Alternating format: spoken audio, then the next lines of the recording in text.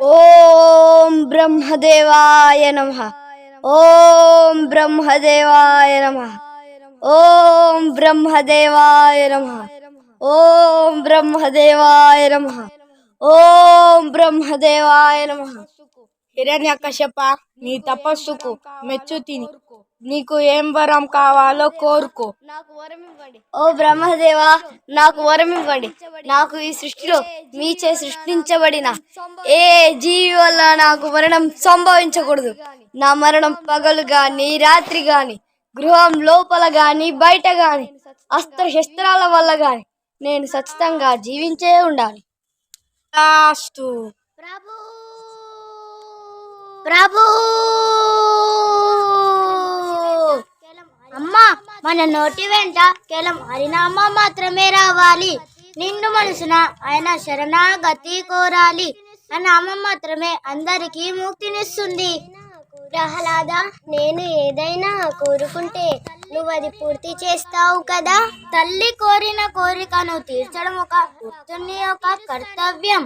తప్పకుండా తీరుస్తాను. ప్రహ్లాద, అదృష్టవశాత్తు నువ్వు ప్రాణాలతో బయటపడ్డావు. అవకాశాన్ని దుర్వినియోగం చేసుకోకు నాయనా. మీ నాన్నగారు ఆశపడ్డట్టే ఆయన అనుకున్న విధంగా నువ్వు మారితే ఆయన ఎంతగానో సంతోషిస్తాడు. పుత్ర, ఆ విష్ణువుని విడనాడు.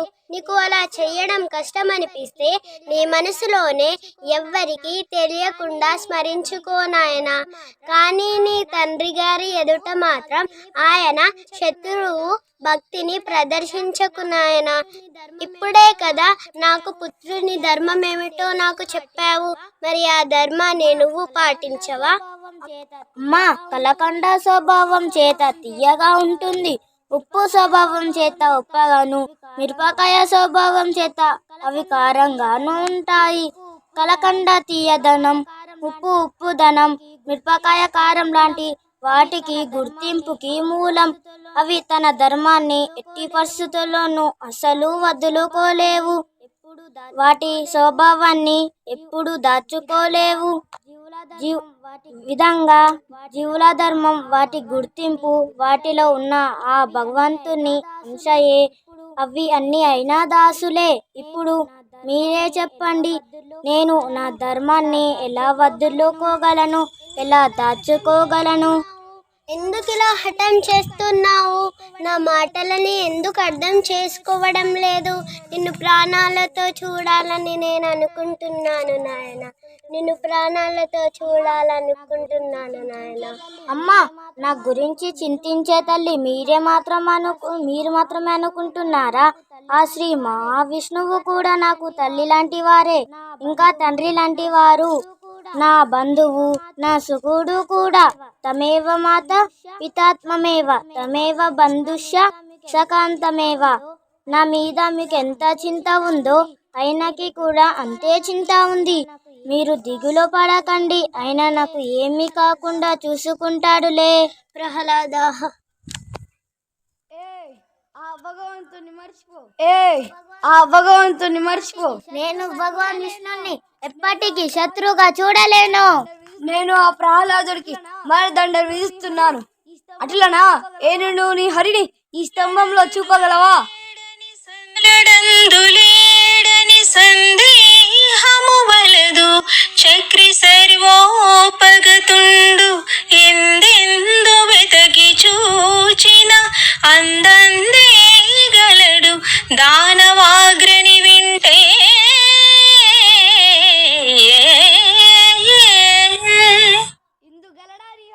అటులనా? ఇందు గలడారి హరి.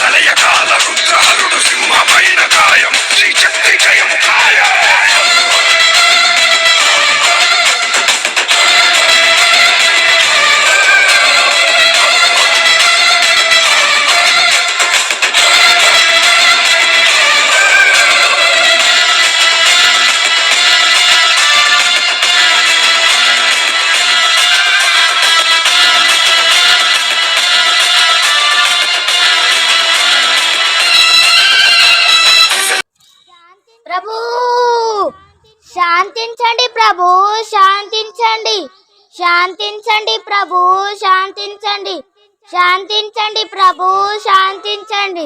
నరసింహ నమో భక్తపాలా, నమో నారసింహ నమో భక్తపాలా.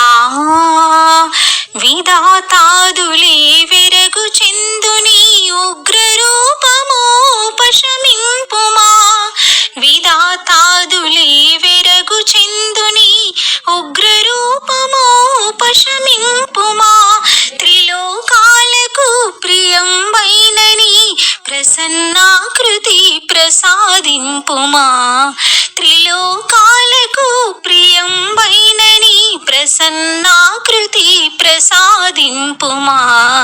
నమో నారసింహ నమో భక్తపాలా, నమో నారసింహ నమో భక్తపాలా, నమో భక్తపాలా, నమో భక్తపాలా, నమో భక్తపాలా.